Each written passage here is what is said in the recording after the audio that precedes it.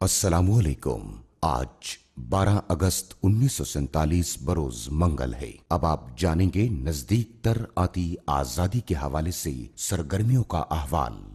دلی سے خبر ہے کہ سر ریڈ کلیف کی سربراہی میں قائم باؤنڈری کمیشن نے بنگال اور پنجاب کی تقسیم کے بارے میں رپورٹ وائسرائے کو جمع کرا دی ہے۔ اس حتمی رپورٹ کی بنیاد پر پاکستان اور ہندوستان کے سرحدوں کا تعین کیا جائے گا۔ مسلم لیگ اس سے قبل بھی رپورٹ کی جانبداری پر سوالات اٹھا چکی ہے اور کمیشن کے سربراہ کی کانگریس کی طرف جھکاؤ اور وائسرائے کے زیر اثر ہونے والے حوالے سے اپنے خدشات کو بیان کر چکی ہے۔ قانون ساز اسمبلی کے جاری اجلاس میں پاکستان کے شہریوں کے بنیادی حقوق کے تعین اور تحفظ کے لیے کمیٹی تشکیل دے دی گئی ہے۔ اس کمیٹی میں نوابزادہ لیاقت علی خان، سردار عبدالرب نشتر، لالا بھیم پریم ہری شرما، شیخ کرامت علی اور بیگم شاہ نواز سمیت 15 اراکین شامل ہیں۔ کراچی سے ہمارے نمائندے نے خبر دی ہے کہ تقسیم ہند کے بعد پاکستان کے حصے میں آنے والے اثاثوں کی تفصیلات سامنے آ رہی ہیں۔ پاکستان کے حصے میں رائل انڈین ایئر فورس سے ایک ٹرانسپورٹ طیارہ اور 4 جنگی جہازوں کا اسکواڈرن آئے گا۔ قائد اعظم محمد علی جناح کے قانون ساز اسمبلی کے خطاب کو سیاسی اور سماجی حلقوں نے زبردست پذیرائی بخشی ہے۔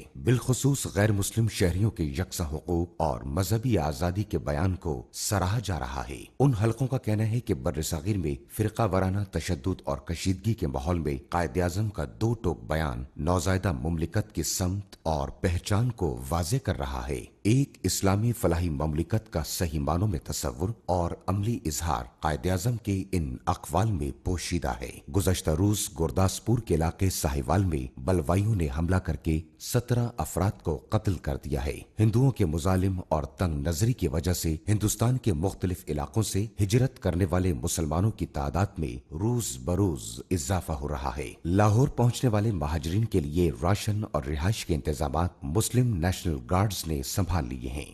خبریں ختم ہوئیں۔